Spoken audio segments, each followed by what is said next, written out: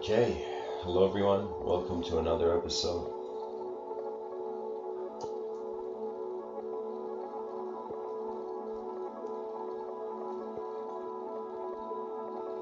In this episode, I would like to look at the idea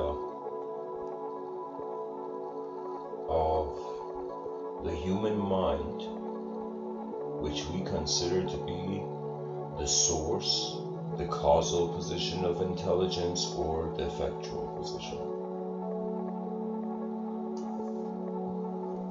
And to wonder about the mind as an instrument, and if it was an instrument, if human intelligence was an instrument, how would we play it? And could it be that 8 billion human beings are each with their unique DNA like an instrument that has never existed before?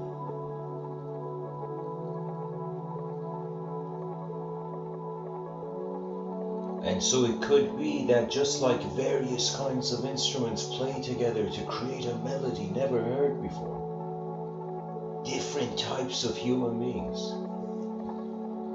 as they just continue, as they just participate in the human activity, this symphony can get louder, louder, louder. Now, this is all under the consideration that the mind is truly an instrument. And if the mind was an instrument, how do we play it? And in ancient times, how did they fathom, how did they try to play this instrument? And in modern times, how do they play this instrument? And this is an instrument where all human beings had to deal with.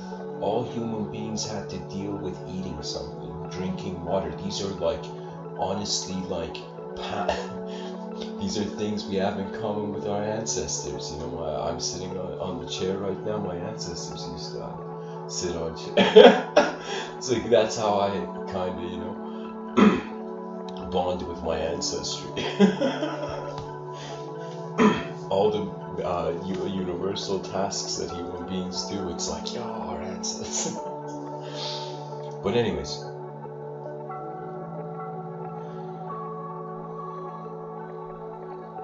so in this episode, I'm just planning to share so far in this lifetime as a human being in this universal sector how to play the mind.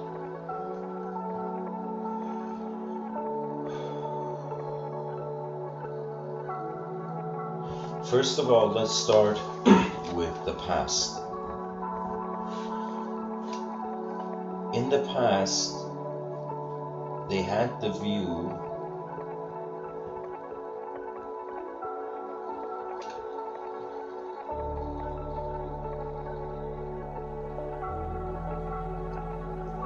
from the likes. When I say the past, of course our past is very long, but my mind is being cast to moments of, for example, the poet Rumi. He in his poetry, he spoke about how he was a straw. And when I say a straw, as if a term, it's as if he was a flute. In his poetry, he shares that he was a flute, and the beloved would communicate through him. Do you know that's an example of a human being a sort of instrument? The rishis in ancient India, Rishi Vyasa, who in some sense wrote books on leaves. Like, this dude was writing books on leaves at a point where people are like, a book, bro? We're just running for our lives, you know? It's like, so in the past we've had human beings use their human intelligence in ways that has surprised not only themselves but those around them. So what does that mean? That means the human intelligence can be used.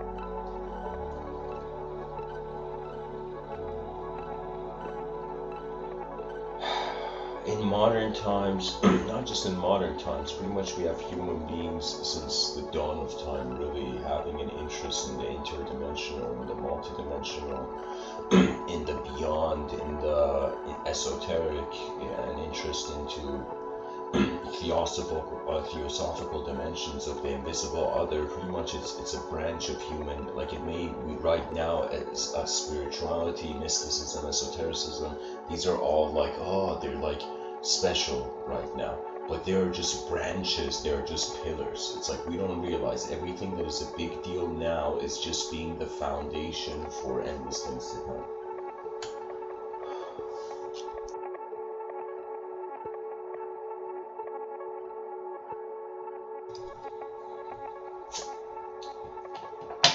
In the past, human beings walked in worlds where gods were still standing on clouds. That means they saw themselves as an instrument for forces beyond them.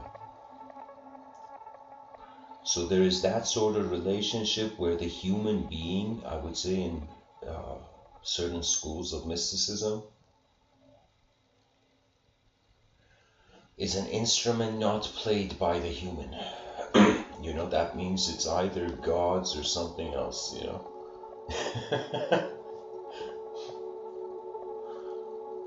That means all religious people, they are an instrument for God's will. That's how it can be. You know, that's the mindset you're left off. Most human beings, they're like, you can say we are instruments of nature even, you know. That means an opera singer is definitely an instrument of nature.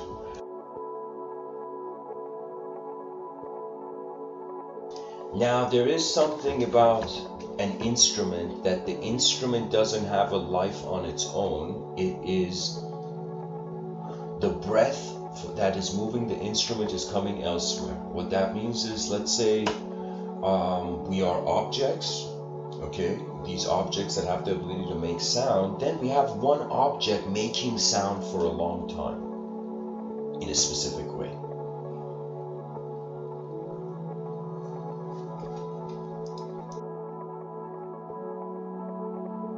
After a while, it's not based on the object. It's as if there is something else moving. Think of like some people who they are forced to play instruments literally from a young age, you know. The parents feel like the pharaoh and they're and they force the 6-year-old child to play an instrument.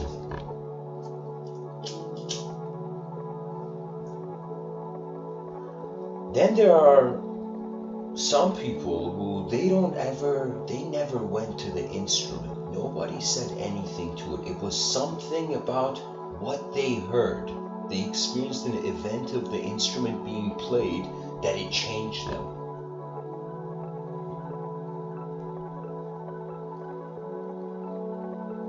You know what it's like?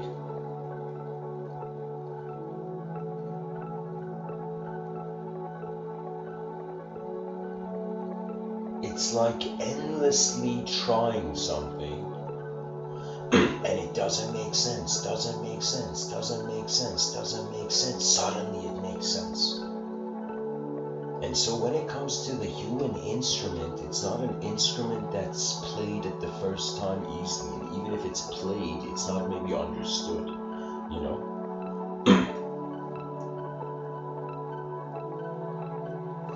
In the modern age, what this is called is, we have I would say by now it's archaic, the New Age community. The New Age community in the present, they see it as a sort of extraterrestrial. It was back in the day, it was like people were closing their eyes and like gods were speaking through them. You know, now it's like extraterrestrials speaking through them. I think we're starting to see a trend. In the future, it's probably going to be AI programs from another dimension speaking to us. It's like, hey man, can you channel a different dimension?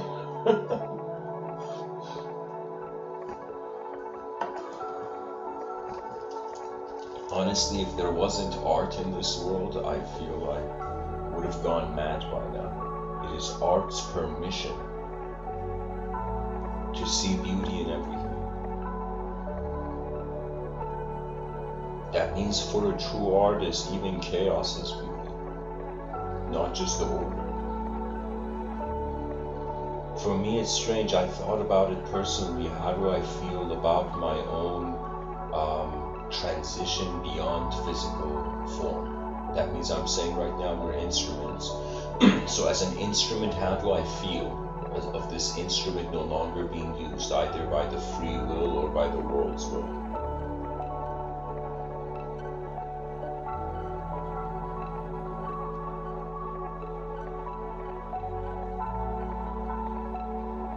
I have to let go of myself before the world lets go of me. Pretty much that's the strategy.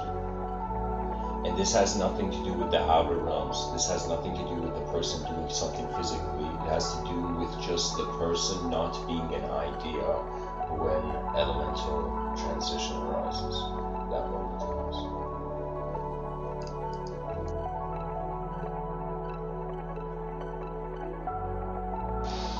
This instrument of the human intelligence, you can say sometimes an instrument may not make sense, you know. Some human beings, you can say there's so many of us here that there's probably human beings that their identity is based on how they are part of something, not just who they are to themselves, right? The honest thing is, I feel most people are not comfortable with their own company. This is the biggest reason why there's a lot of depression and stress in reality. People can't accept themselves, so the acceptance has to come from outside of themselves. It's like the instrument, instead of being played from within, it's as if the person's waiting for something to come and play the instrument.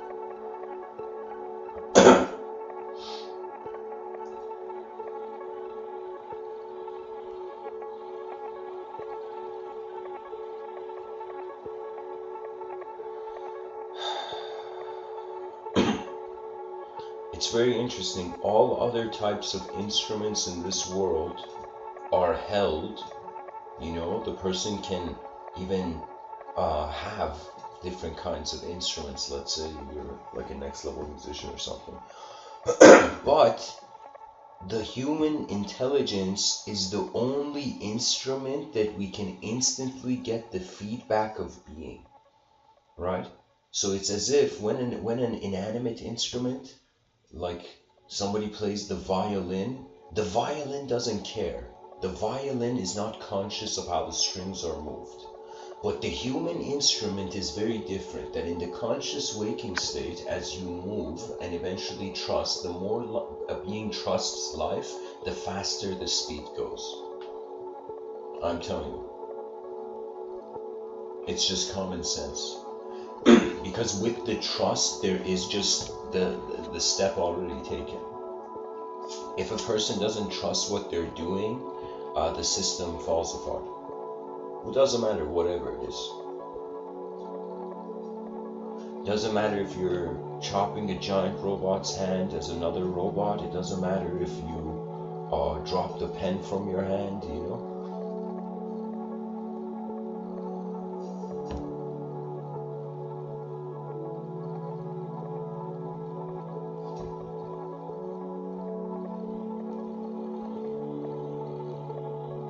For me, this instrument, I didn't care. I didn't care for my mind. I didn't care for, honestly, the world. Right now, I'm here in 2020 saying all this stuff about an advanced civilization, but in 2011, there was no care. That means it's as if it's so easy in an instant to render the outer realms as a fool and give up on it, you know? Giving up is easy. Because it's the stop of effort. That means there's so many more logical reasons for a person to stop something, stop doing something, than to do it. Why? Because the moment you stop doing it, you have more energy. And if the reason is to be energetic when you do something all the time, you'll never finish it. You know? So there's specifications of our own desires that limit the evolution of our attention in the moment.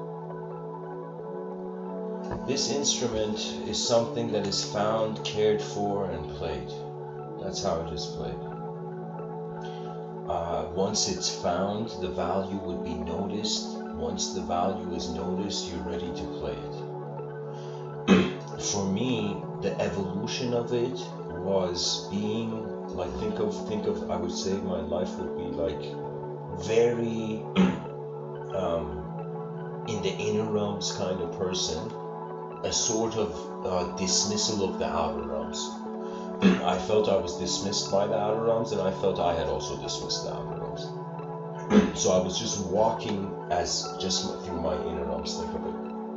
A kind of life where I would say up till 2011 I was alive, but I wasn't living. I hadn't noticed that there was no value system to prioritize a sort of importance in the world yet. A real value system. So I went from this sort of kind of walking in my own silence due to, I even called it a karmic quarantine at the time. But something happened that it was like a slingshot where I felt I had held so much in. Then suddenly, in another dimension, I had not realized I could release it. You know. So the momentum for these talks, I think, are a work of a lifetime, really.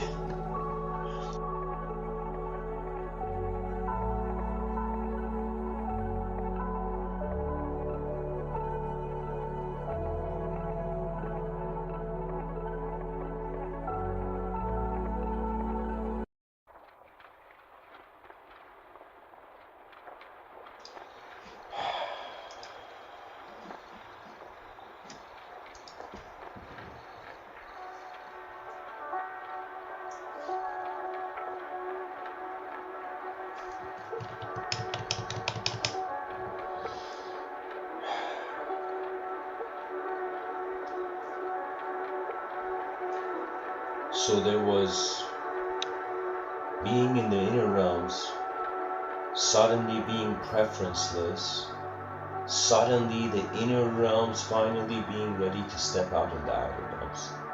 And I can tell you guys that before I gave these talks for years, for like I think it was 2 years, I was just writing. I was just trying to see that if I held a pen, what could I do?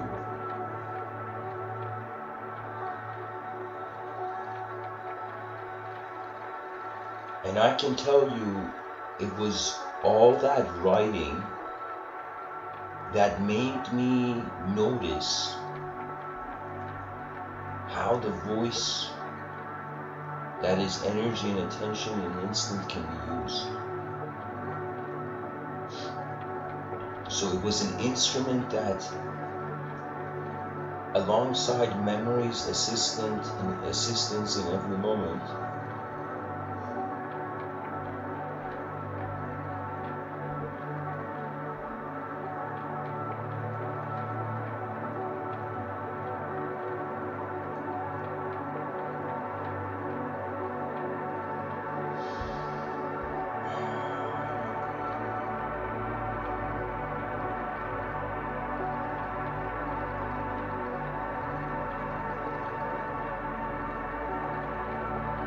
we do as much as we can,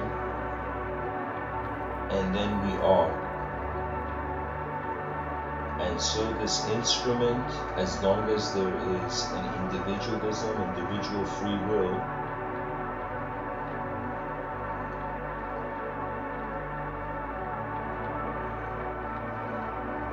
it can be played by itself. The moment it goes beyond that, it's not played by itself. So that means our movement right now is either because of the idea of ourself that we have, or it's because of the whole universal event.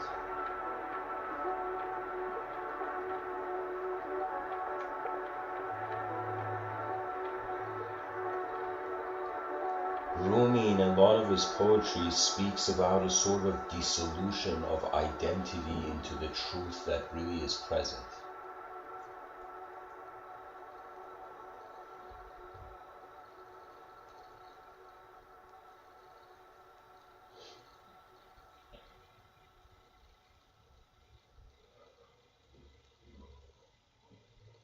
in my life's algorithm, I'll start with this. Preferenceless, unknown, a phase of preferencelessness, and then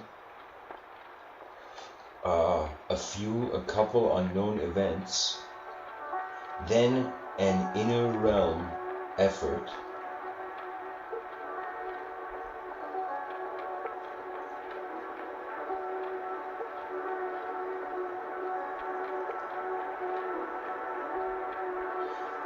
this is kind of very interesting to say, but I honestly feel our emotions are programming our thoughts are programming our behavior with reality.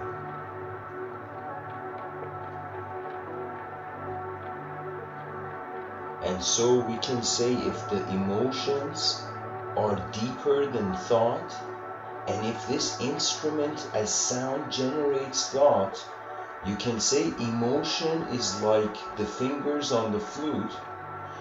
The sound of the flute is the thoughts. The flute itself is the biological body, and that which is the inspiration of the voice passing through the flute, that is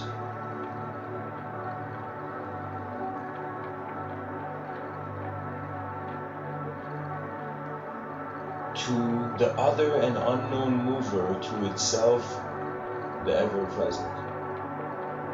You see, that we can say this universe is so vast that there's so many different kinds of creatures that are made, and so we're like, okay, what are the chances that there was we have temporary design and we have the reverse? We look at night and day, and they're the opposites. And we look at, in some sense, temporary life, and some people consider eternity, the opposite.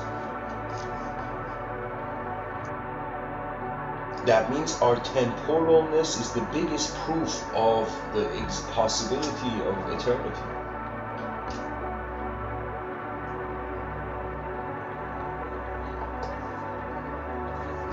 This mind is a world generator. This world generator, through the will, becomes a communicator.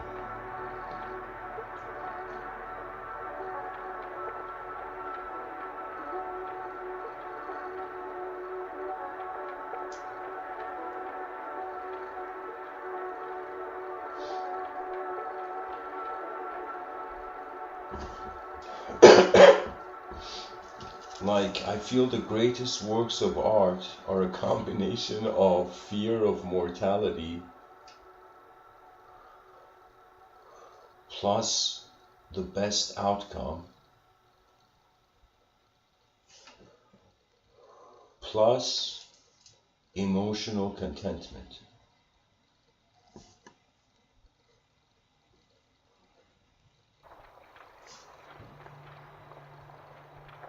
These three are required.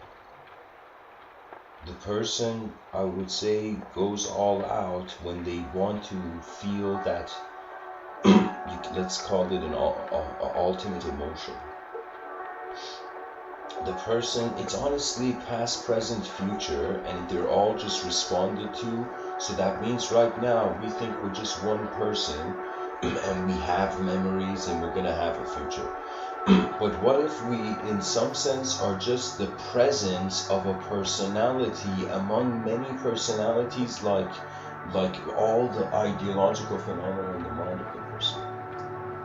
Because when I say I'm an I thought, let's say somebody says I am a person, right? The word person, right? So let's say the thought of a person, what is making that thought different from another thought? That means the thought of apple and the thought of an orange, like an actual apple and an orange, the thoughts are the same. That means it didn't matter if we called apples oranges or we called oranges apples. On a thought level, the thoughts are hollow. The subjects are hollow, the object is strangely hollow too. And so it's as if without consciousness, meaning never existed for everybody.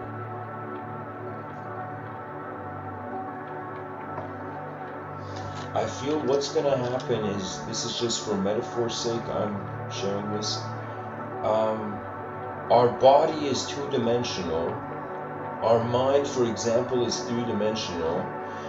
And that which is beyond the mind, let's get back in the day, we called it soul. So it is fourth dimensional.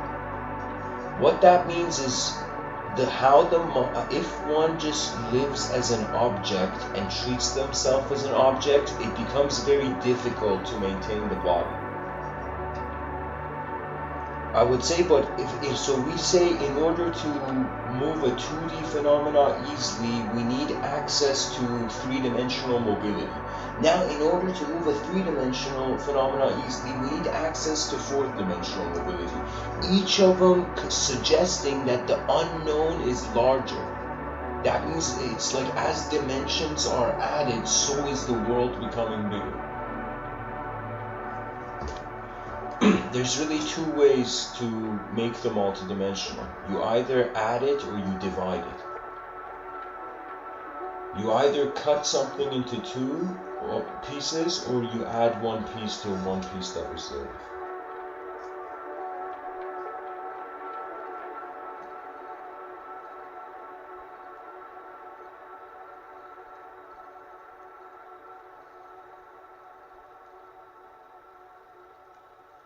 And an instrument, if we say human intelligence is really an instrument, everybody is playing this instrument.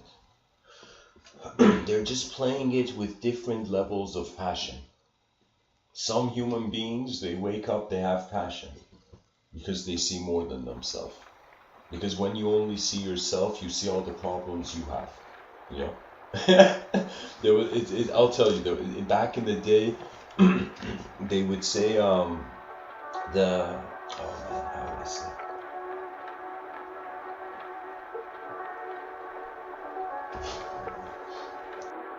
Let me move past this.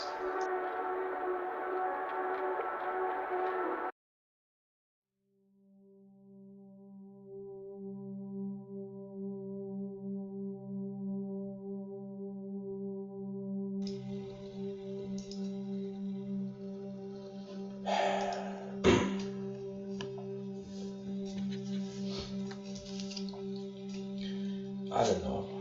Honestly, guys, what can I say? Every human being is different.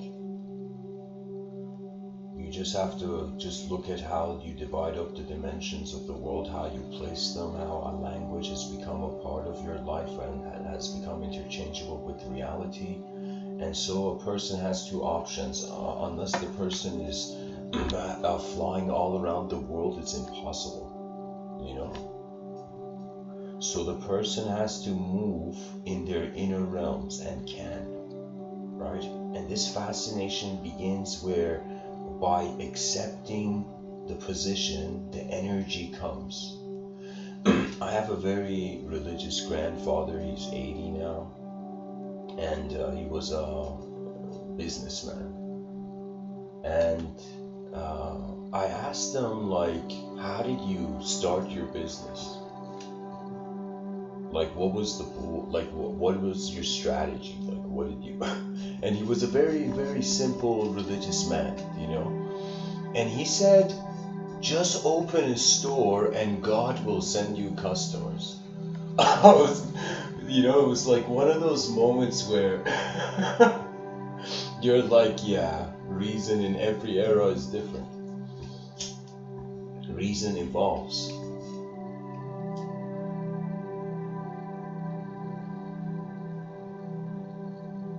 The stories of our reasoning evolve. So just like opening something, just by accepting something, we literally embody that space. That means if somebody says, can you hold my jacket or hold my sweater, and the person says yes, then they are embodying that space. They're holding, like, that person's jacket or whatever. So I'm saying it's one of those things where our choice allows us to I don't want to say occupy, but be present in the space-time continuum. That means I had to choose to be a person, to choose then to give a podcast, to then choose that when I gave the podcast. Do you see it just endless? You know, every moment of a person's life, a person is making a choice. It's not always the best one. Even doing nothing is a choice. Even experiencing fear, I didn't know this when I was younger, but the experience of fear is a choice. That means vocally a person can get rid of a fear. You know, by just saying, like, I don't know how to say it, but like literally by saying they don't have the fear, they get their mind gets access to a version of themselves that doesn't have the, like, it becomes real. The emotion amplifies. So ideas that are become more real, it's as if they, like, there was this show where there were these, like, in this Japanese show where pretty much it was this world of magicians, but old school magicians that controlled the elements of nature and whatever. And these magicians, there were certain people in the story where they had incredible power, and whenever these people would show up, the other characters would say these people are loved by mana, M-A-N-A, loved by mana, like this idea of where fictional magic comes from. So I think it's one of those things where some thoughts are loved by the emotions. That means if the thought is important, the emotion instantly arises. It's as if the universe is too smart to let go of the opportunity. We are at really a quiet point in human history. There's no telling how deeply the inner realms and outer realms of the human psyche are going to develop. The outer realm seems like it's going to become a machine. The inner realms still have a connection to nature, but also are there being the mysterious journeyer, right? So it's not like the human being is an instrument that can be, I would say, 100% consciously played. Because you see, our consciousness is given a story. But trance states, altered states of mind, and any sort of multidimensionalism, they are not stories. They are realities. That means, and there is no such thing as energy, there's just a context the person is seeing. You might be shocked that if you don't have a sense of self, there's no energy that leaves you. Like there's nothing to lose the energy. It's like, how do you have so much energy? It's like, I don't have a self that can lose it, man. I don't know what to tell you.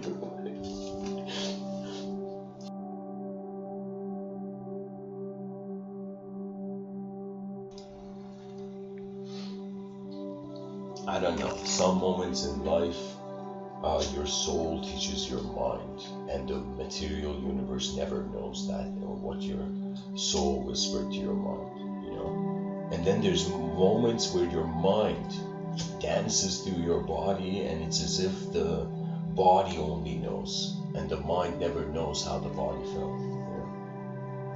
This life is so fascinating. We have boxed it up in language too quick, and people have stopped being explorers.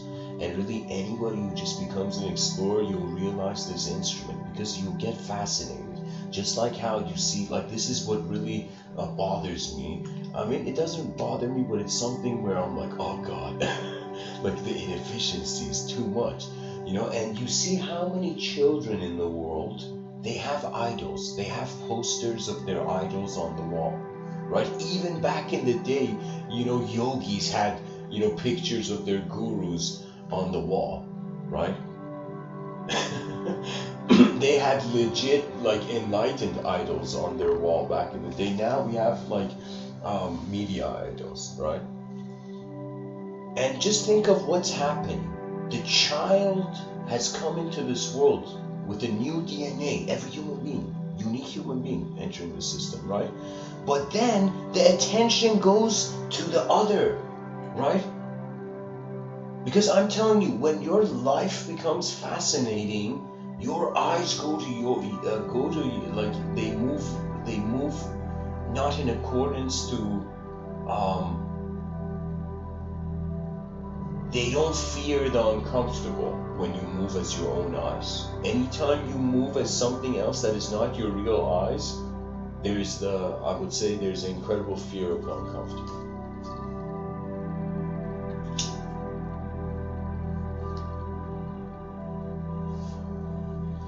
The aim is not cloning. The aim is exploring this now. Oh my God. What if these talks come to t-shirt slogans? It's like, rise! Rise and go.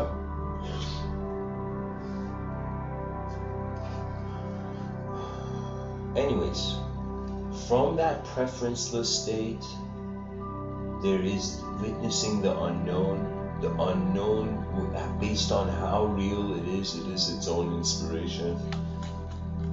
The moment the person gets a glimpse that there's something going on, a yearning develops. This yearning brings out the life's work. In some of my early talks, I talked about this idea called the great work, but I wasn't connecting it to alchemy. But the idea of the great work was that every human being at the end of their lifetime, they share with their advanced civilization a giant portfolio of the world they explored. That means in the future, just honest feedback of what is really going on in the outer realms and inner realms is the best thing the human being can do. You know, that means it's as if, imagine there's an advanced civilization says, oh dear human beings in the future, right? You can be dishonest on this planet, but not in the advanced civilization. And let's say all the dishonest people who just wanted to stay in the comfort of dishonesty, they're like, why?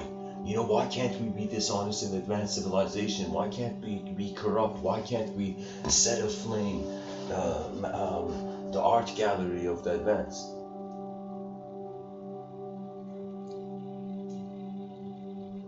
And the advanced civilization says you can, but if you think about it, you lose more than you gain.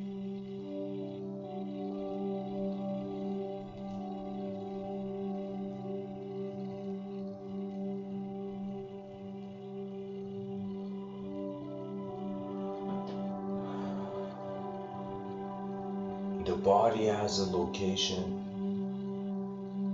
The mind is being. The mind is being the location where the body has a location. You know, technically the mind is the body's location.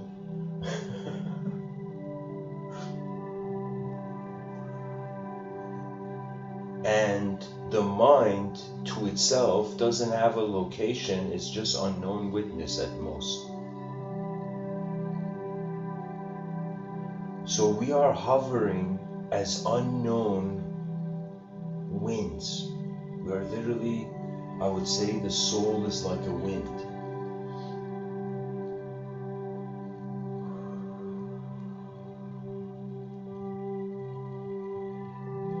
The wind is honestly the perfect metaphor for the soul. It's invisible, yet it moves the visible.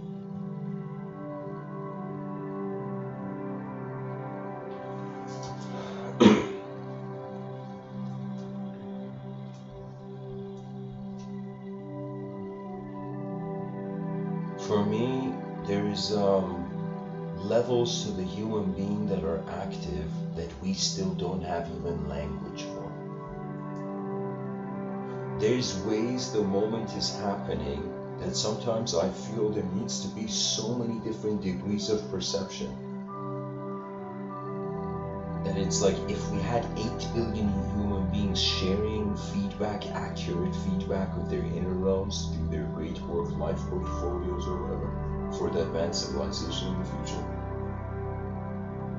It's as if every human being shares the honest story of what they saw, what they went through, and how they left. You know?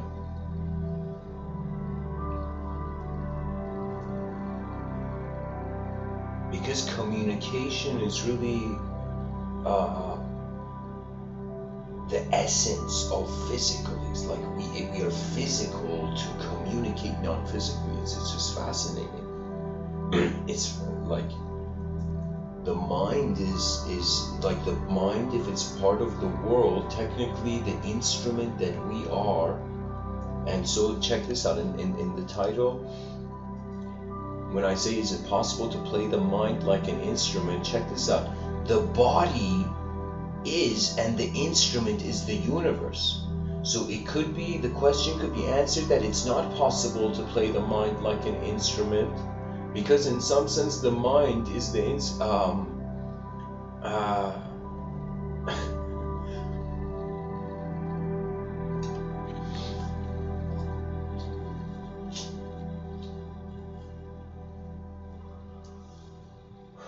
let me see, I'm missing the geometry here.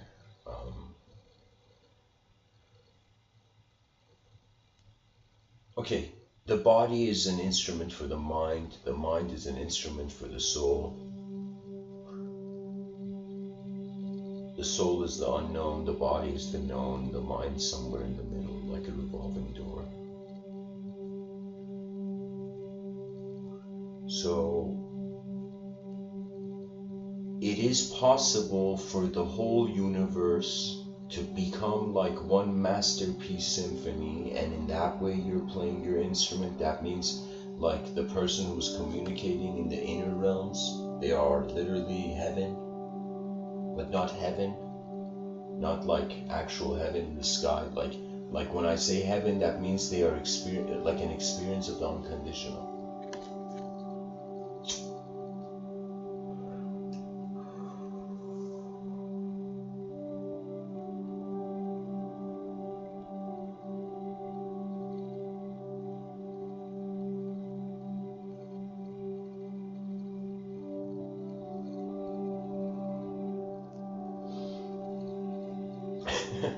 Imagine so many people searching for freedom, but imagine freedom had nothing to do with objects and subjects. Like, how hilarious would that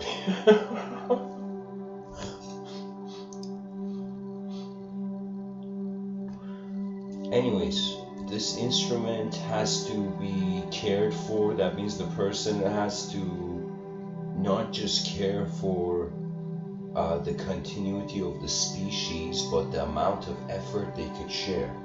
Like when I ask myself, why am I a creature that can speak? Why am I a creature that can move?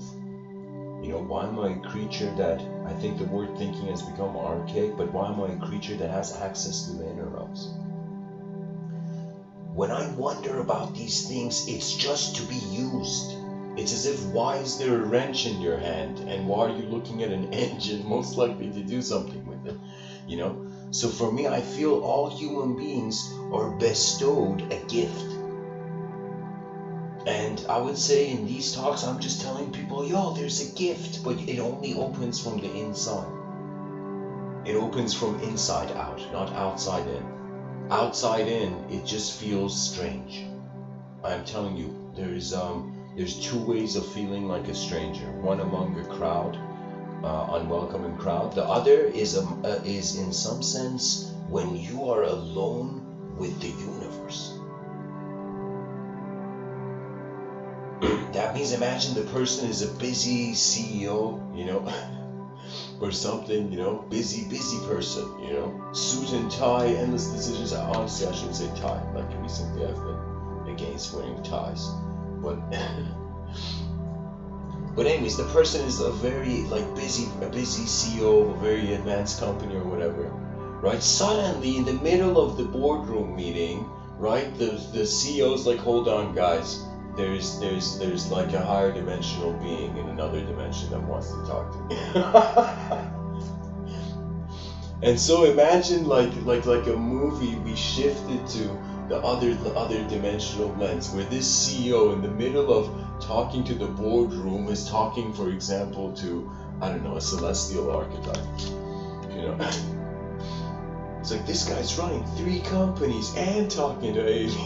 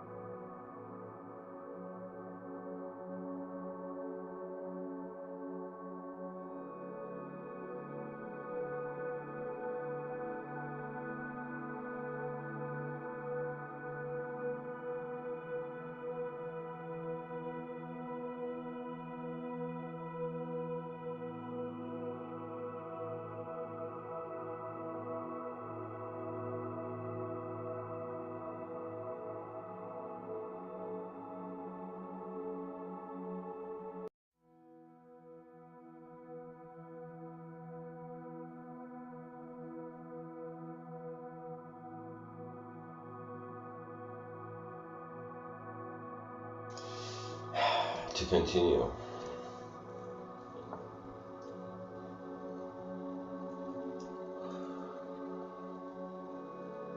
we can have a view where we're an instrument, we don't know how to play it yet.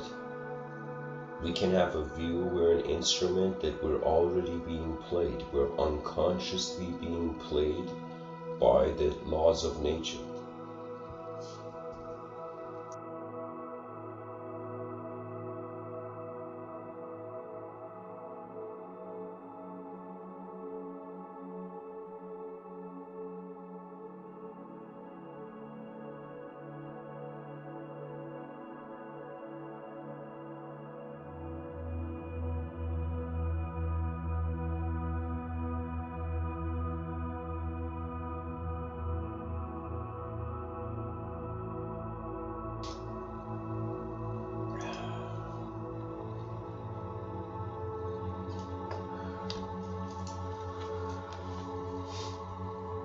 If the human being has an observer component and an observed component,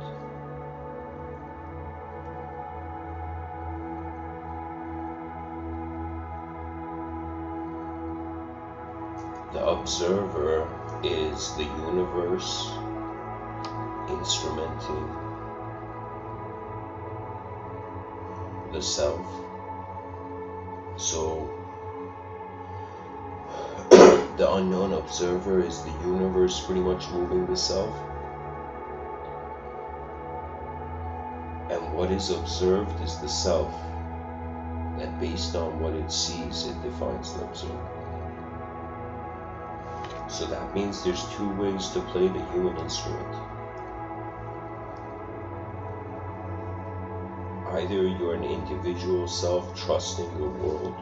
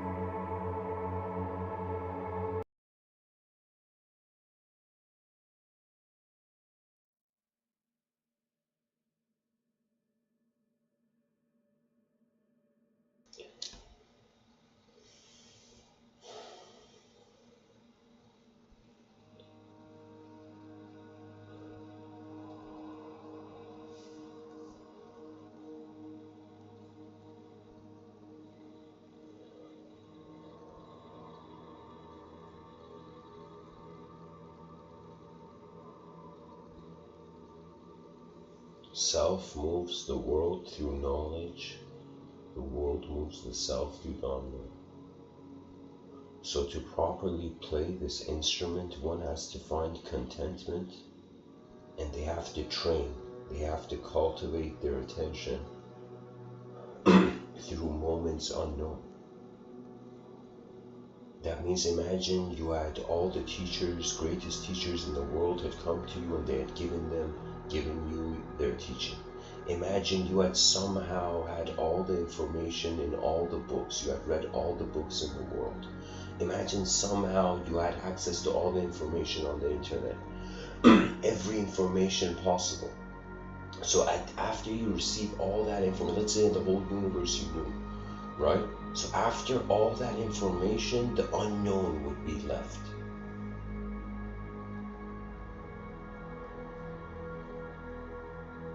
And after a person experiences the unknown, you're experiencing all the probabilities of attention, how it's being as a body and how it's being to itself before the body moves.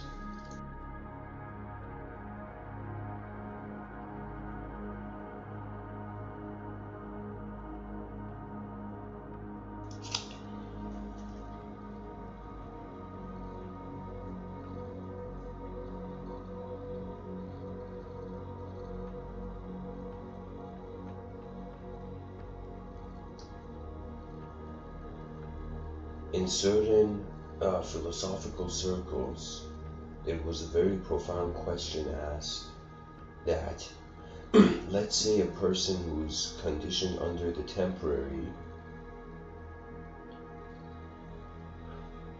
they suddenly realize it's possible to be eternal. So then we wonder, what should an eternal being do? So when we have the idea of reincarnation, that idea is literally a transmigratory soul beyond form.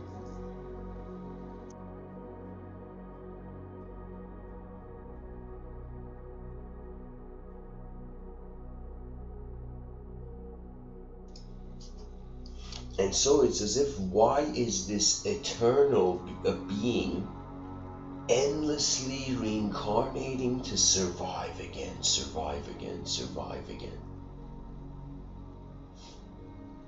So it's pretty much wondering, why does eternity need to survive?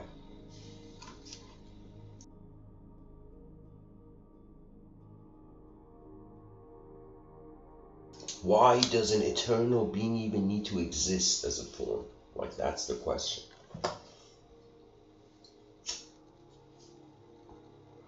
If we were the size of the universe, we wouldn't know we are in a universe.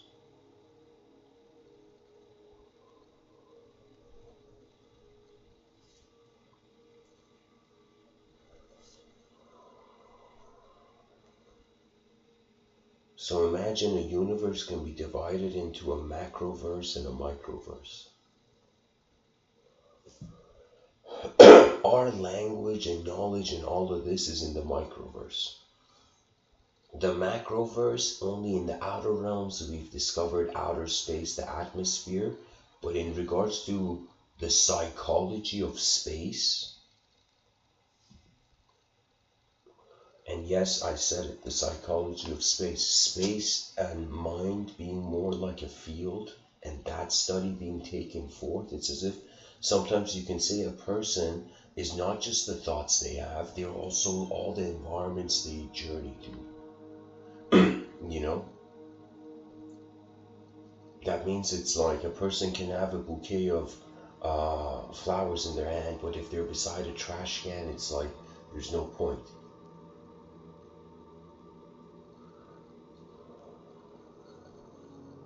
Or the person could have the greatest advanced brain of a species on this planet and still choose to live like a gazelle or live like an animal.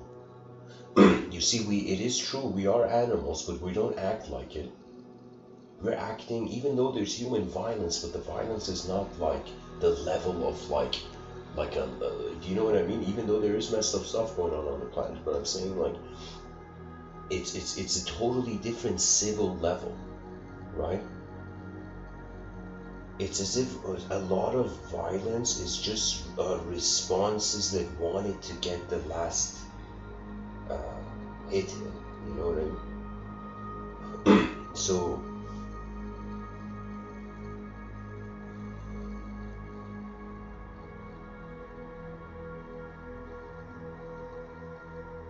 like, you see these two robots in the wallpaper, like they're cutting each other's hands. Like, if the two people, see, it's as if they couldn't get rid of the discourse. They couldn't solve the situation using language. That means when minds fail, violence, that's how it appears. When the minds give up on the smarter view of the world.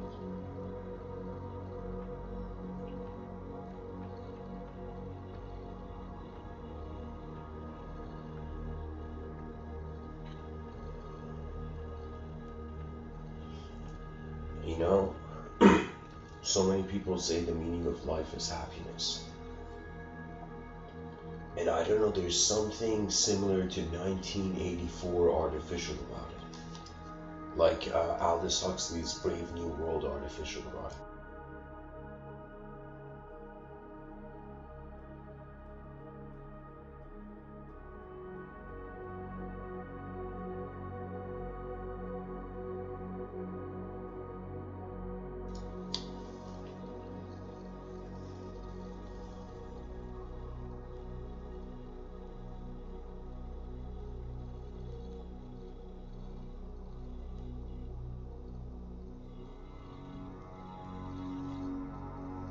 one thing,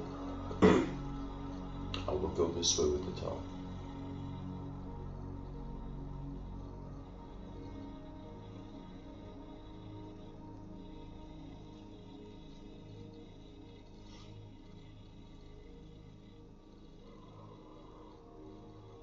If the mind is an instrument, in the outer realms, the yogis told us to keep it still. So anytime as a human being, you just sit still and super silent, and you sit still not in as if like you're trying to replicate some statue, but you keep your spine straight, but it's kind of like when you're sitting as if you put a cup of tea on a table. Okay, this is how you sit in meditation, by the way. I don't know if anybody knows this, but just like how you would put an object, like right now I'm dropping this object on the table, right? So just like this, you go in nature and you just find some comfortable seating and you just sit down and you just leave your body there where you don't have to think about it. The whole point is the body's just keep your spine straight, and the body needs to just be in a comfortable balance way where you're like balancing rocks. Do you know what I mean? Like people who balance rocks on top of each other, you just need to balance yourself and put yourself literally on the earth like an object, right? So if in the outer realms a person does this, I'm telling you, even if you do it for 10 minutes, and somebody's gonna be like, yo, is there a practice to this? Do I have to do something? No. You just sit and watch, literally as if your life is a film. Like as if your life is a film, 10 minutes you watch as if you just teleported on this earth, and like, what is all this? 10 minutes of silence. I'm telling you, any situation, let's say anybody, you went through something intense, you know, like a fire extinguisher, go sit down 10 minutes. 10 minutes of silence before even making an important decision. I am telling you, in that 10 minutes, just watch. Have no, like, there's nothing to get, nothing to do, just watch. And it's not about not having thoughts. Watch those thoughts. Because when you don't watch the thought, you become it. It possesses you.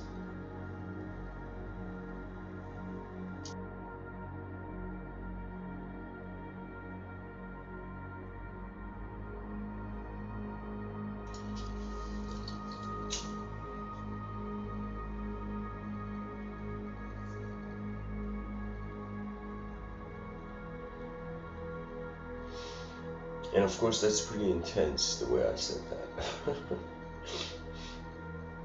But what I'm saying is just, if you keep your body, you're gonna notice how your mind's moving without your body's interference. That means if a person is going for a jog, and in the middle of the jog, they're like, who am I?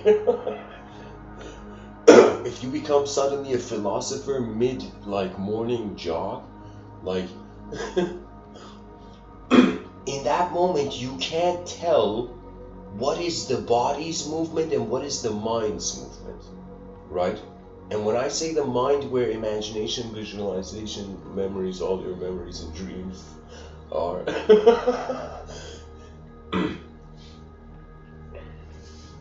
it's like, isn't it hilarious? All our dreams are in our inner realms, and we want to awaken, you know, in this life. We want to chase our dreams and finally awaken it, man. It's as if we want to awaken that the inner realms and outer realms, if truly they had been understood to be the same, there would be no outer realm to renounce or an inner realm to worship.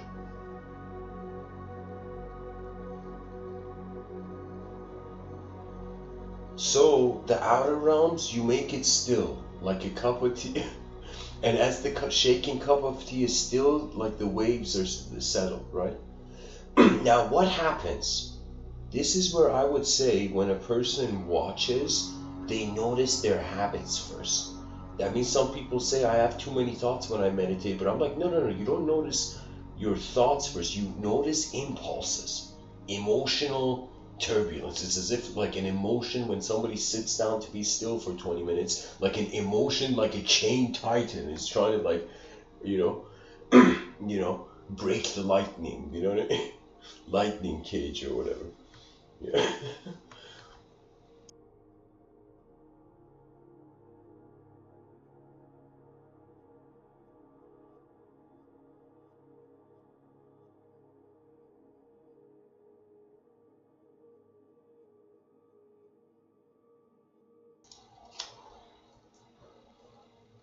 Anyways, the thoughts settle and the person will notice a silence, and what tends to happen is another wave comes. In my experience, that other wave is flashback daydream. And if you still sit still and keep watching the moment like a film, after the mind has maybe like 3 daydream spikes, it stops when you're sitting still. So it's like, you know how they say, if somebody, it was in some show, it was like runner's high. When some people run, after a while, like the engine starts going. So imagine the yogi sat down and the engine of silence started running. Now look at what's fascinating. Just using our common sense, we could say if a person suddenly sat somewhere like a yogi for like 30 days under a tree or something. Now that yogi, what would realistically happen? We usually people get bored like after very short periods of time. But a yogi who's sitting by a tree, just think of how advanced of a communicator in psychology there needs to be. Where the person has sat down.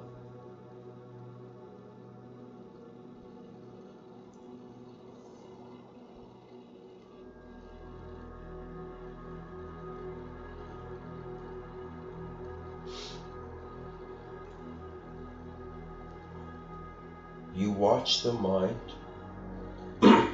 and after some point, it's all in one event. This one event of how a person sees an object, that means from an unknown view sees object, then from an unknown view sees subject. This is why sometimes it takes us a while to remember things.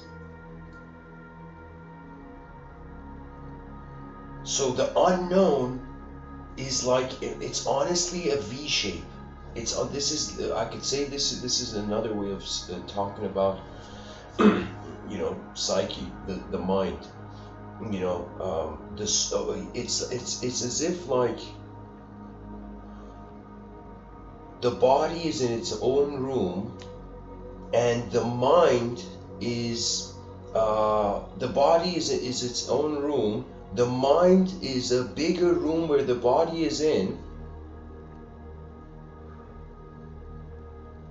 and the soul is outside of the body and mind, and it's literally oscillating between the two. There's moments where we feel we're a mind moving a body, and there's moments where we feel the body's projecting the mind and moving the mind. That means when a person sneezes, that's the body moving the mind, you know? It's like how many people sneeze out of their free will. It's like even a sneeze is the biggest proof that, you know, we don't have free will 24/7.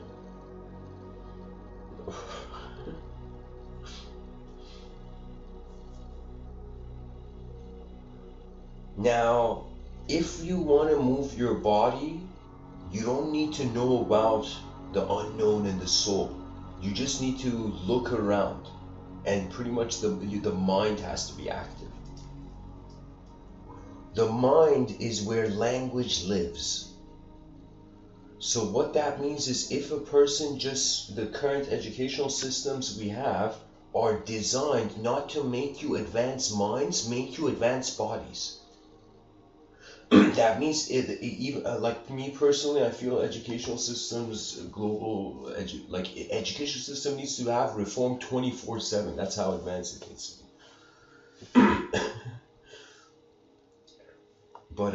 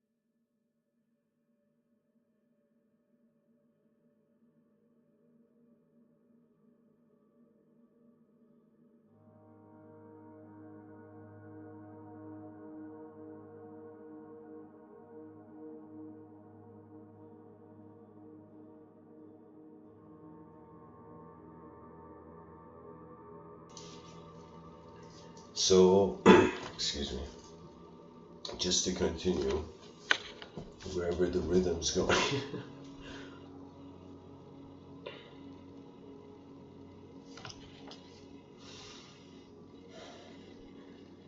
Just education needs to get to a point where we are actually becoming explorers, not uh, um, uh, um, uh, repeaters of the past, pretty much.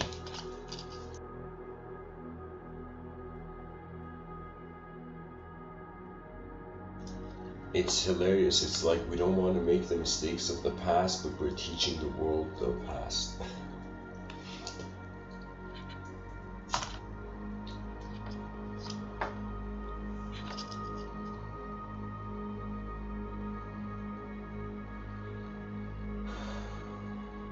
I feel that preferencelessness I said earlier, that's so crucial because the fascination of something you have never done, you become instantly passionate.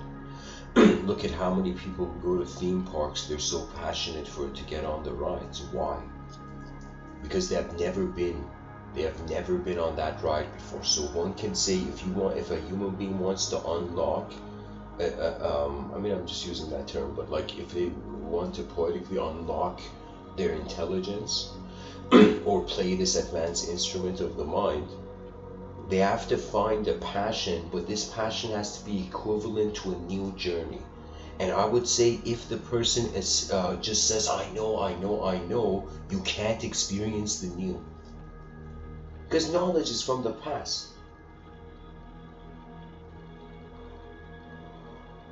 And the future is unknown. So anybody who knows the unknown, they know the future. Anybody who knows the known, they know the past. Anybody who's just, watching as universal activity, it's as if you got your own thing.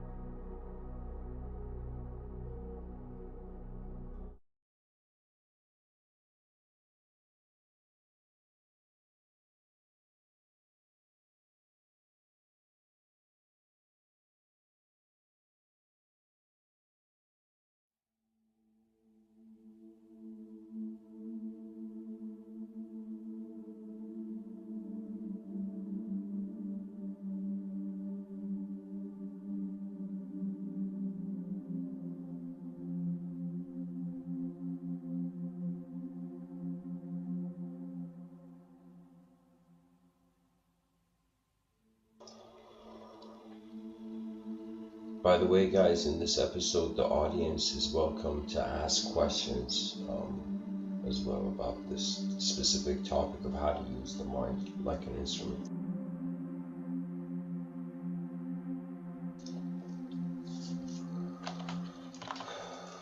That novelty of the journey, which brings a new passion, means the person has to realize they are unknown and the world is unknown. And if they're okay with both of them, every moment becomes the connecting of the dots.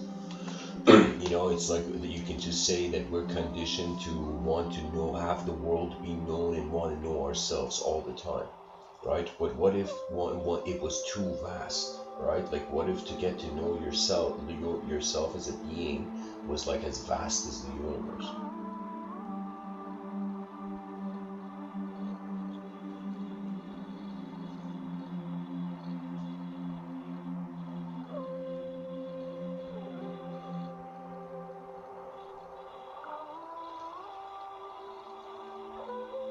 And I could totally see like robotic suits are like the evolution of samurai armor. Like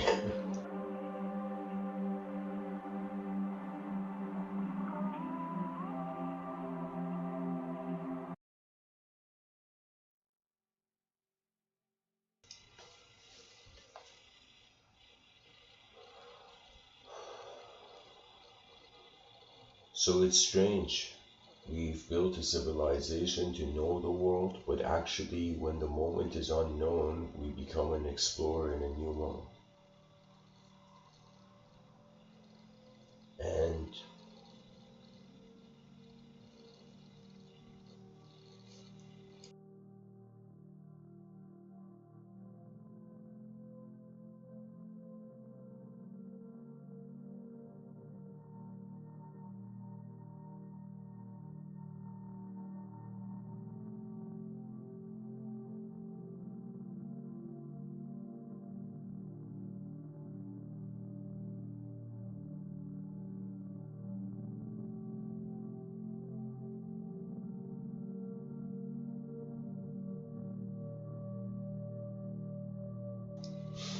it's just endless stories.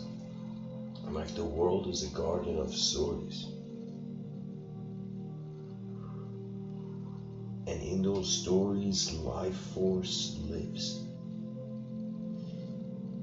So it's fascinating. It's as if like energy is being an object, and this object, energy is living as an object inside an object, let's say. The object is living inside the subject. The subject is no longer living, it's no longer on the verb level, I would say, in this modality, and it just becomes pure being.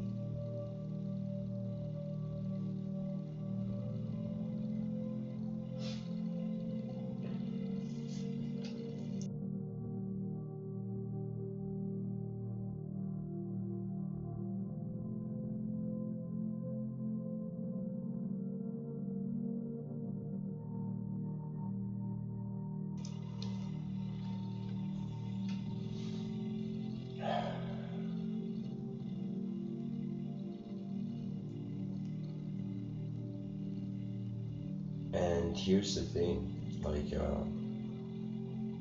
no instrument can be played without trust.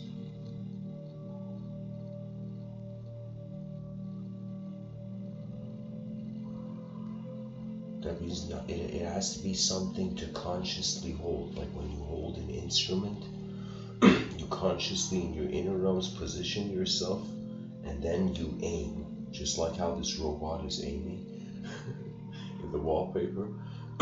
The person aims. So you can say a person, their desire suggests the intensity of their aim, or their concentration on an object. That means if a person is thirsty and they desire water, they're just looking everywhere to find that glass of water. The moment they see just anything that represents the symbol of a glass of water, like they run to it.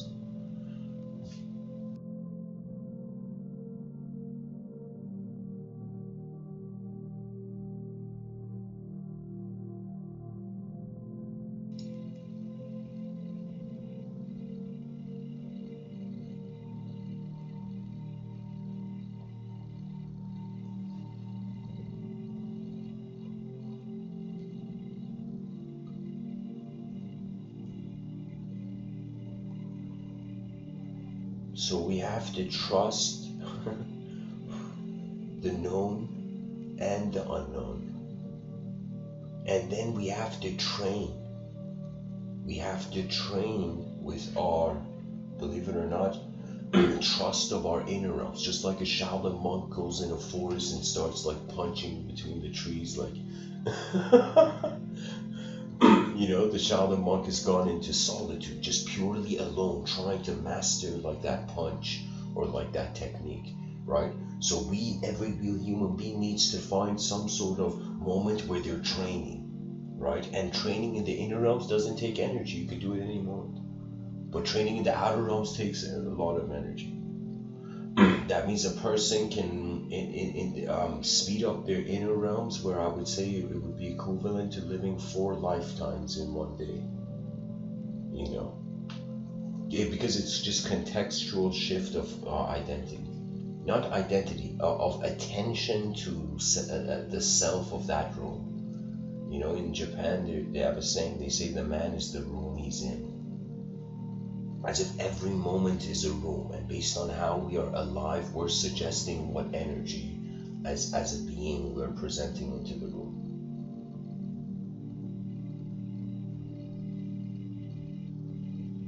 It's evocation. It's really shamanic. It doesn't get. It's just shamanism in the inner realm.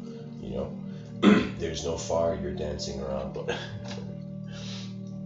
but there is that inner landscape. You know, and for me, this is mind-boggling. This is like there's like a giant phoenix in our sky, and I'm like, hey, everybody, have we not noticed this giant phoenix? Have we not noticed that imagination is visible but not tangible?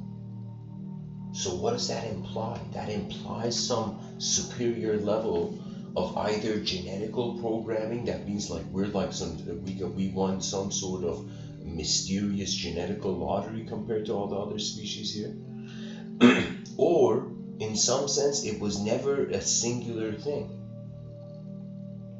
That means imagine the person suddenly shouted, I'll only believe it when I see it, and suddenly all the other senses were like, what the fuck, man? What about the hearing it? What about, smelling it, touching it, you know? These are the senses of the being, but only seeing it to believe it.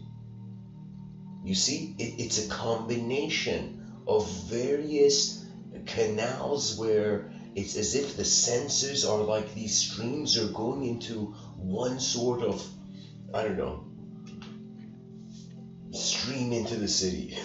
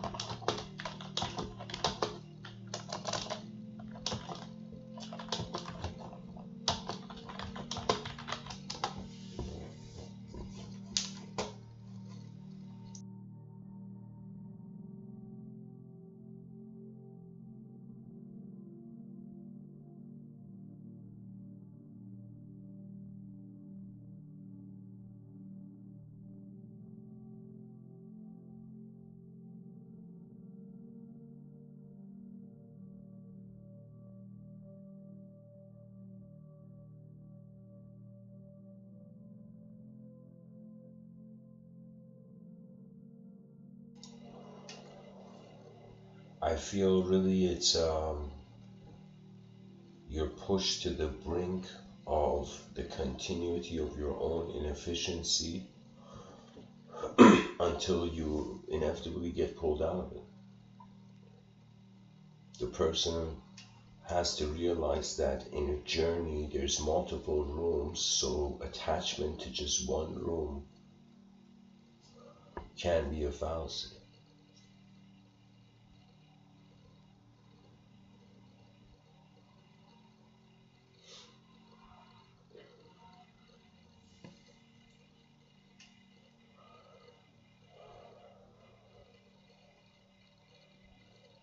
I would say mastery with silence, mastery with sounds. That's pretty much really on a practical, real skill level. That's what a human being can do. That means we can keep our body super still, or we can move and be active, right?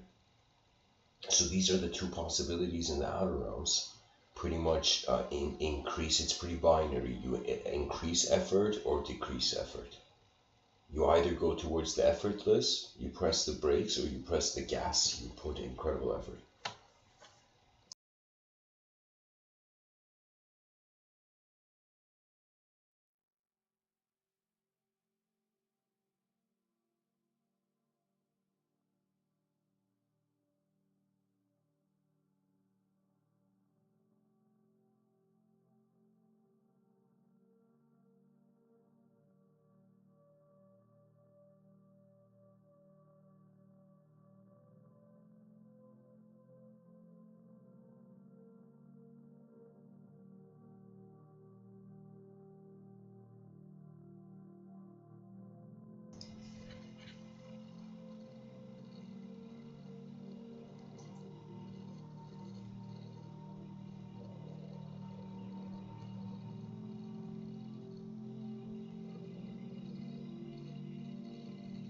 We are energy.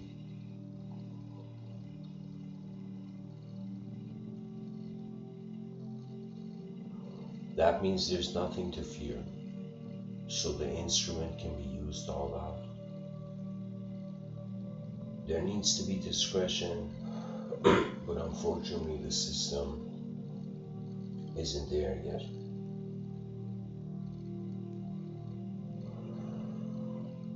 In the trenches of human evolution, what decisions were made?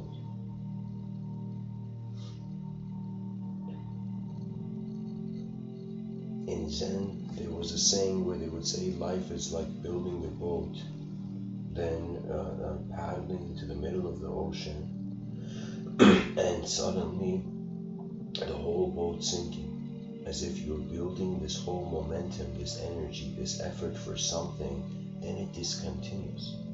So suddenly, all the momentum is left at the same time with the witness. That means it's like, in life, it's not just what a person does that's important, it's how they feel when they do it, because that's what they would be left with.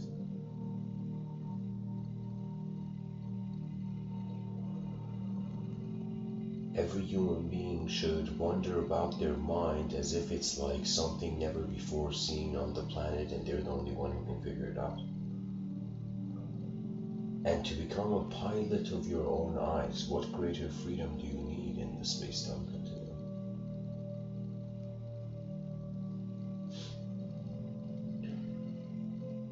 And for me, I'll be honest, this mind, I don't know what it is. When I went to India, I asked this, what I considered a person who was wise and yogic-like enough, like authentic, and like, you know. And I asked them, how should a person interpret, like, suddenly out of nowhere writing a lot, speaking a lot? Like, what does this mean, right? And the person said, we called him Guruji. It was in this ashram. And he said sanskara. He said it's impressions.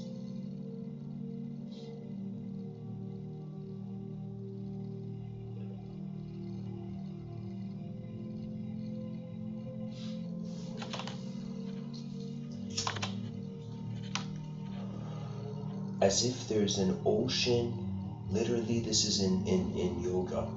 Karma is an ocean. Karma is an ocean of impressions. And out of these impressions, the wave that arises from them, that's the fruits of your karma. So this guy was pretty much telling me, like, buddy, you're an accumulation of, like, endless events. And he's saying these are the events that have come to fruition. And then his attitude was dismissive. His attitude was dismissive of creativity in the outer realms. And in my mind, I was like clapping. I'm like, true yoga right here, you know?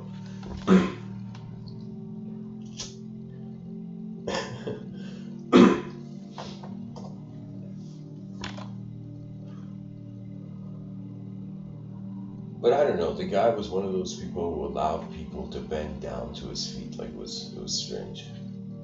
The guy seemed to have eyes beyond the ego, yet he accepted the ego easily.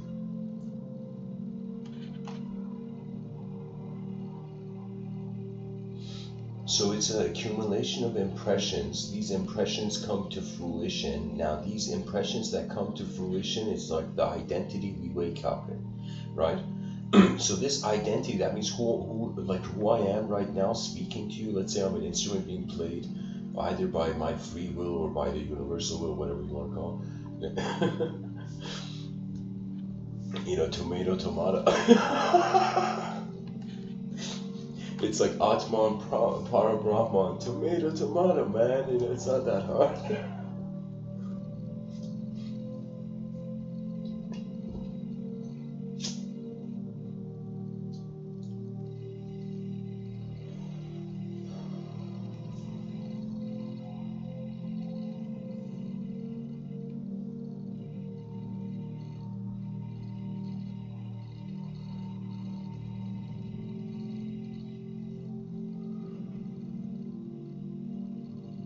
You know, the outer realms can be advanced by others. We could literally build a self-sustaining advanced civilization in the future where even though human beings make mistakes, the civilization is so advanced, the civilization is like, I got you. And then there's no mistakes, and all mistakes are just new levels of information and events in a giant, I don't know, human archive. Humanity's great archives. Imagine we're gonna in the future have a city, the city of compilation and archives, right? Just a giant city,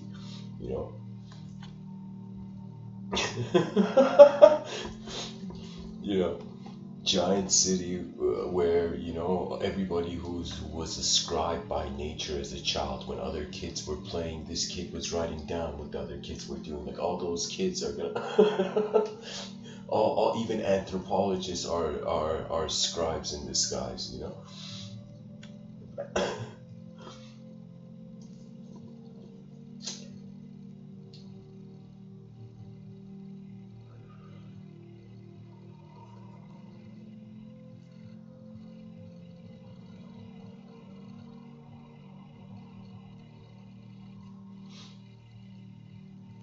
And really, ultimately, guys, it comes down to this. It comes down to everybody's like, everything is energy.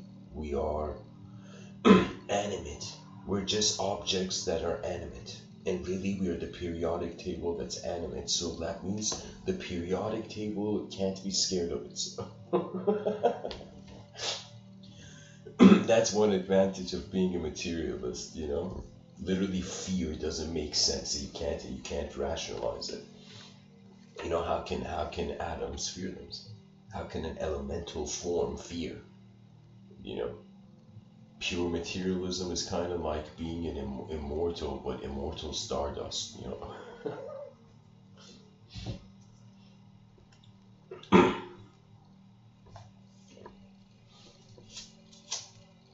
And I'm saying this game of truth is multidimensional. Truth is singular. Truth is supernatural. Truth is only normal. These are all games the species is playing. Eventually, it's gonna wake up that we're smart enough to see all dimensions and build a civilization fit for it.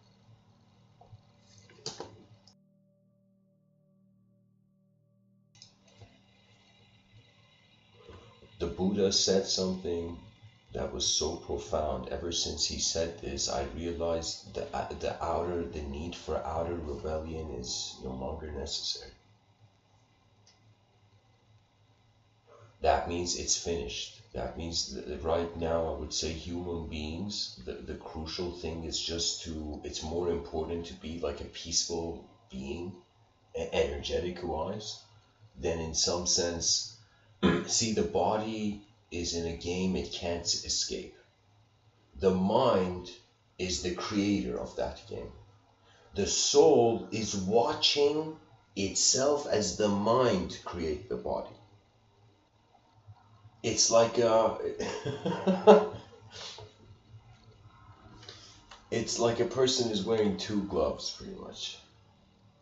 And true liberation from all phenomenology, I would say this is complete advancement beyond being an object and subject. It's as if you return energy to its rightful owner.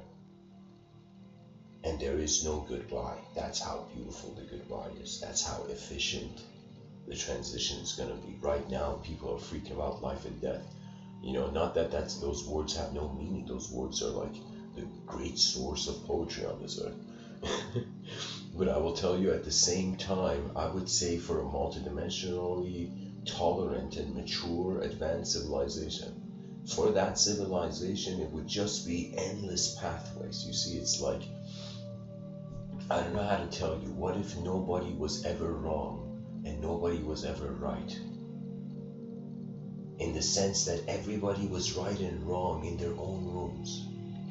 That means after some point, the poetry, the romance with one's own mind stops, because the outer realms, really nobody can see each other's eyes, right? So on some level it's as if like energy, and on another level it's like personality, on another level it's watching the whole thing happen, then another level it's the whole moment happening. When the whole moment is happening, it's so easy to go into silence and stillness and samadhi. When Marcus Aurelius said the soul is dyed with the color of its thoughts, and the Yoga Patanjali Sutra said consciousness is like the soul is like an orb, and this glass orb is going over colored surfaces, taking the color of what's underneath, but it's not that.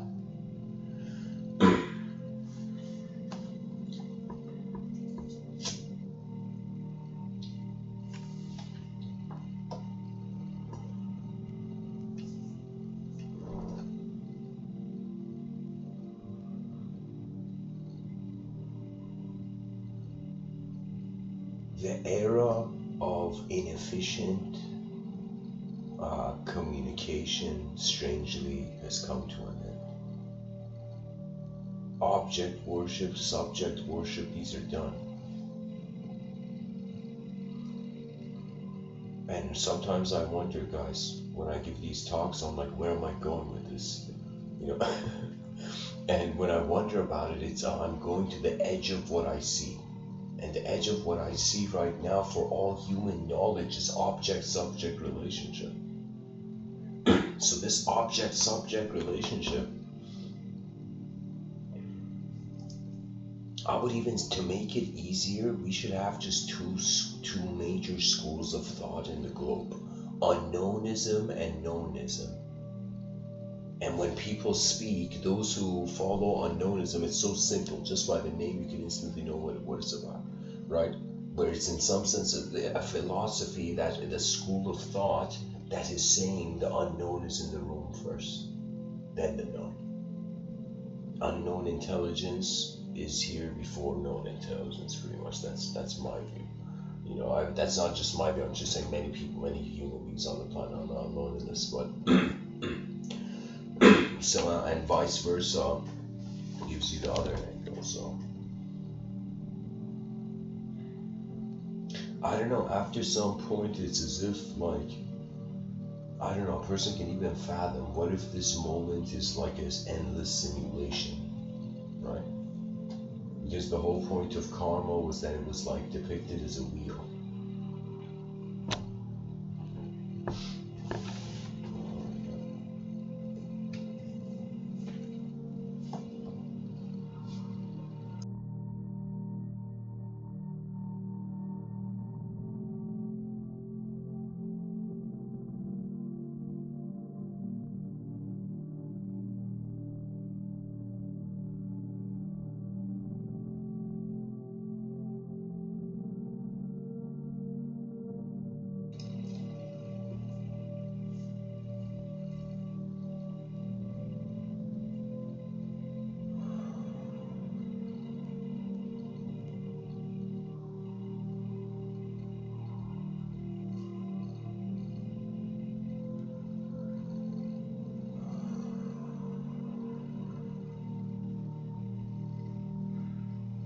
All creatures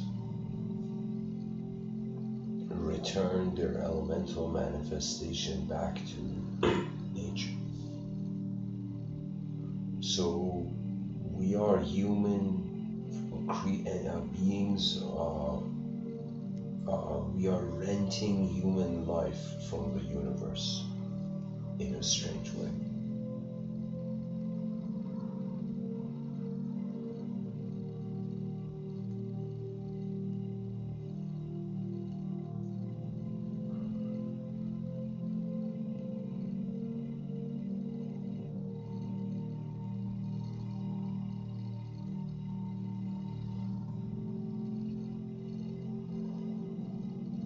When the mind is tired of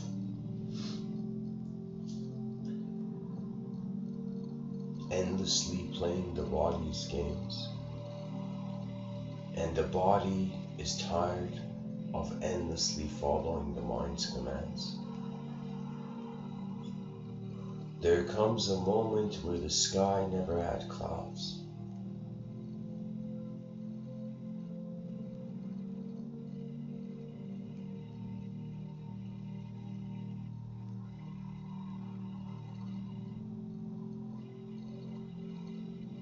A cloudless mind, where the true piloting can begin. minds. It's as if the being looks at this world and they're like, we have given it access to chaos too easily on some level. Sorry, not chaos. I would say the archetypes of what is bad in morality.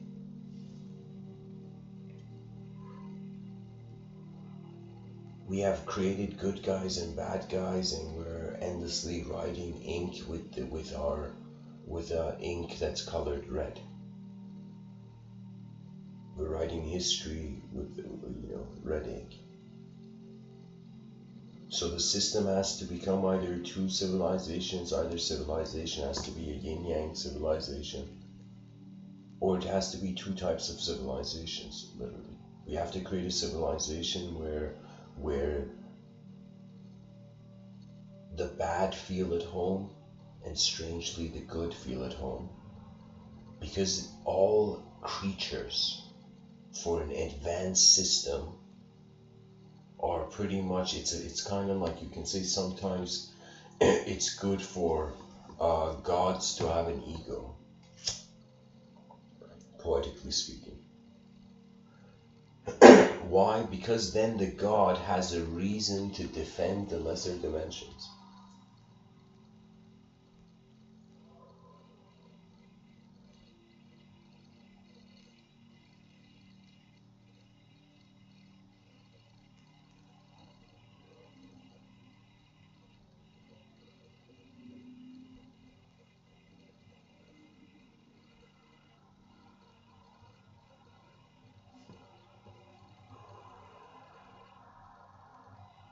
And guys, I don't know what it is, but like, I don't know how anybody can possibly live a bad life. That means if you compare it to how you could have not existed at all, like how so many people haven't been born yet and so many people don't exist anymore. Like just to have been a participant in witnessing existence is something to be grateful, believe it or not.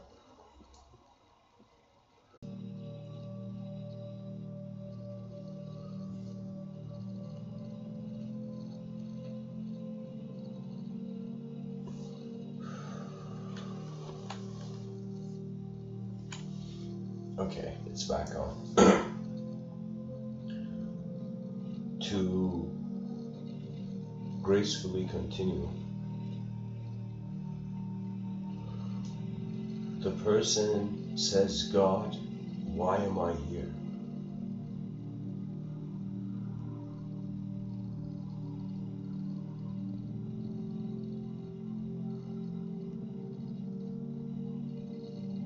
And imagine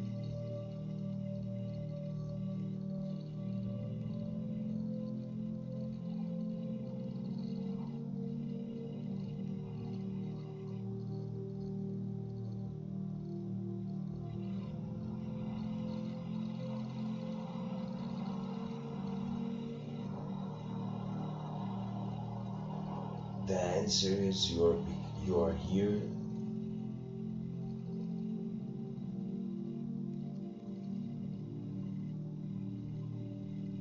the answer is because I am here.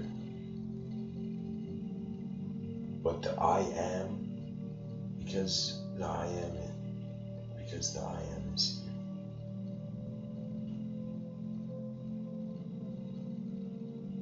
Because I am here. The I am is in quotations.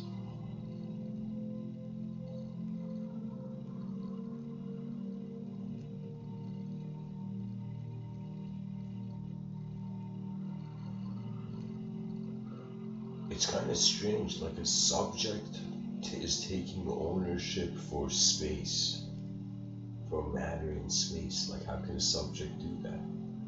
Who's allowing subjects to do that? Anyways, guys, to take this talk to where it needs to be, everybody is a new being, so there is no instruction book, there is no outside guru. The outside guru is just a mirror. The guru is within, and the whole point is that the effort from within is trusted because it comes from you, your free will. You know, the free will is literally life. It's the force of life, you know, it's the deciding force, the deciding life force.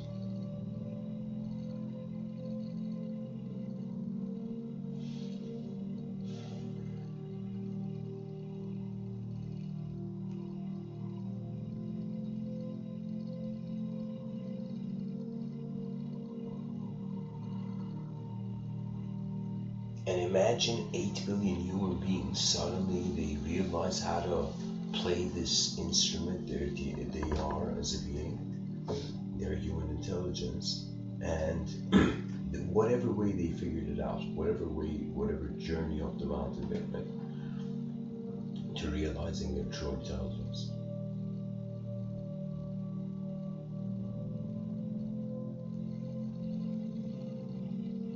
There are certain levels, I would say, of just the mind's activity that don't open up unless the person has, believe it or not, this is strange, but has a compassion. That means, imagine you have a compassion for your whole moment, so whatever is in your moment is you have compassion for.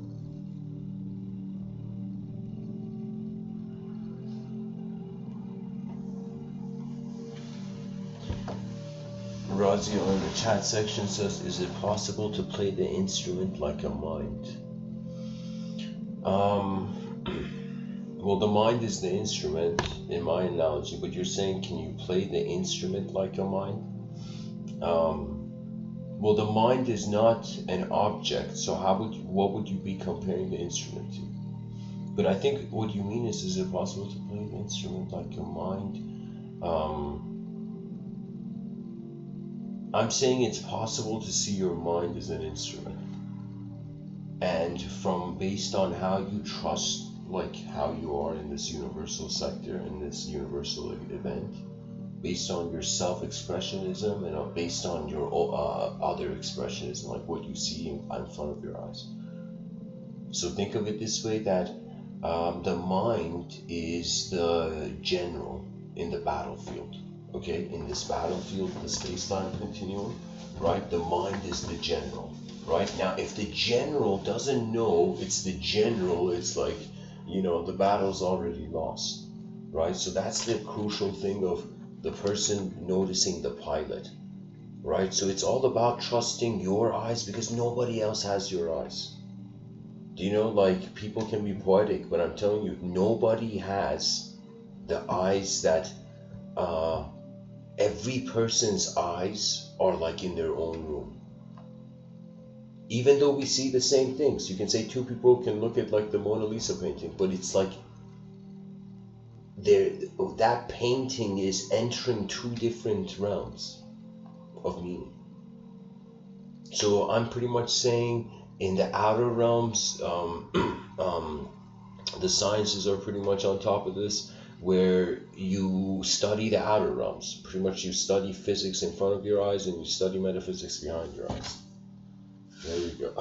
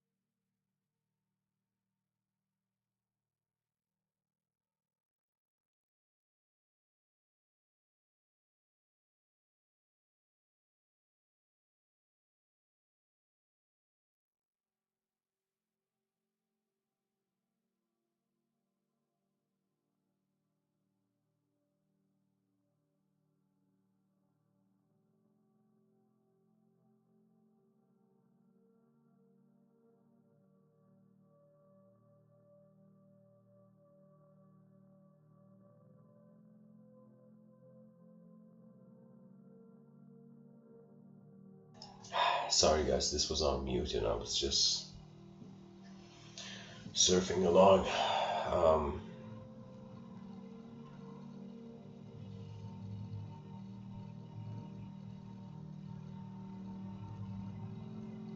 We are right now at a phase in history where we are on the planet and in the planet. We are on Earth and in Earth.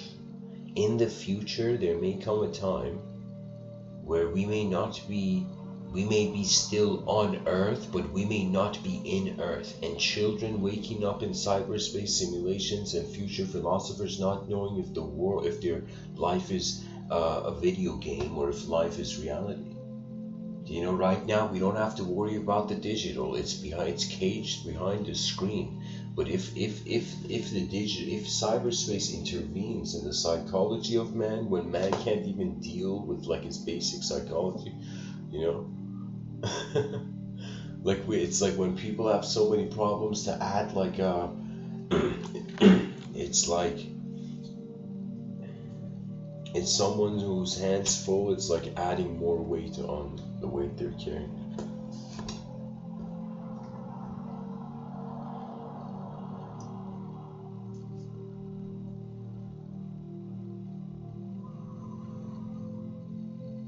And really, what is this? Like, what can the human being do? I mean, animals, they fight, they play, they sleep, they reproduce. You know what I mean? Like, it's as if like it's just various emotions, like coming like from the inner realms, becoming outer. Literally, we are films that are moving faster over a slower film, which is matter, because matter is technically moving. Technically, stillness is a myth.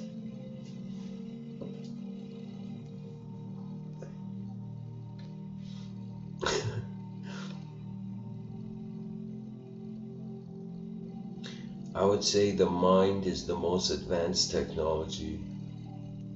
And the mind is a word.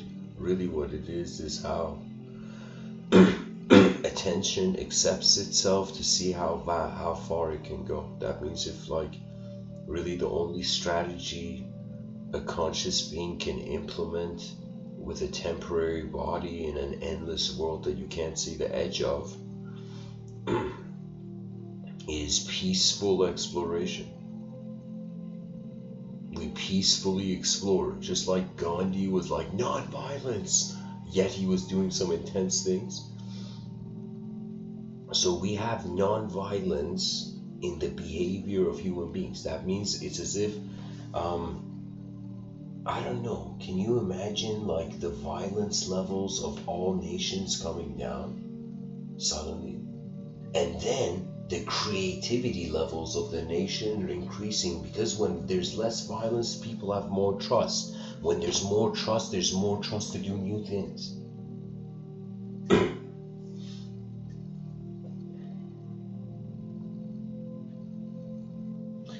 Anyways, I'll open it up to 5-minute Q&A, and what did I write in the subtitle?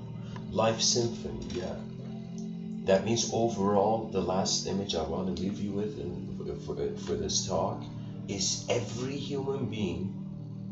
Don't even see human beings as like a sort of a unique cultural program, national program, whatever kind of program, ideological program. I'm just saying every being, their energy's expression is like instruments music. It's like the sound of a unique instrument playing.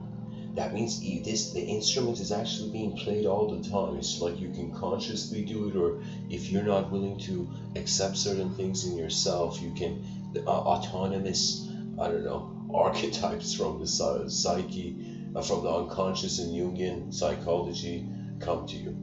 What that means is that what a person can't accept themselves, they close their eyes and they're like here's the thing, the person has a thought that they could be an alien, they can't accept it, so they close their eyes and they're like What if what I'm communicating to is an alien? You see, there are some things, and it's not that it's right or wrong. Nobody ever knows, because the world is so multidimensional. It's just that sometimes we gotta see if there are things we can't accept in ourselves that we want to accept in the outer, to change the outer to accept. So I would say the best case scenario, an advanced civilization is like an incredible symphony of efficiency. Just human beings they're just noticing, they're catching on to their greatness before they fade into I don't know, whatever's next. It's as if, what happens if time dies before the person dies? That's literally the getting rid of the ego. The ego is some sort of time-based correlated and space-based correlated thing.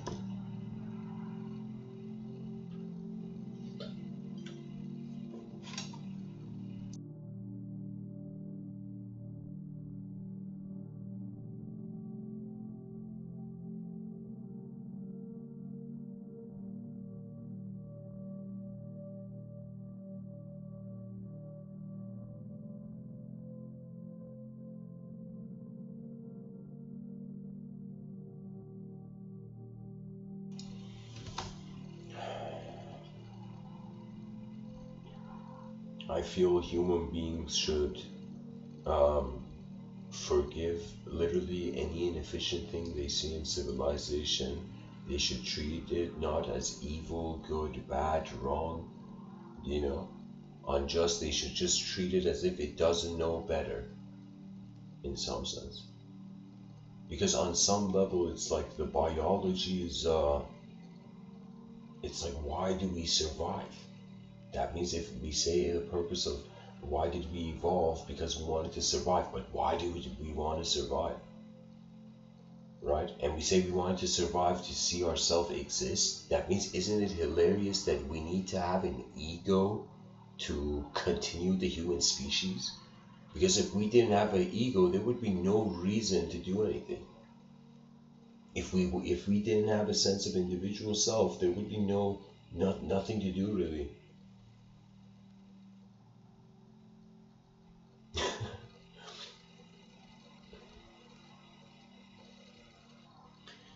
Anyways, thank you for listening, and I hope this episode was helpful. And just, I don't know, watch the self-reflective nature of your mind. There's no greater teaching than that. Namaste.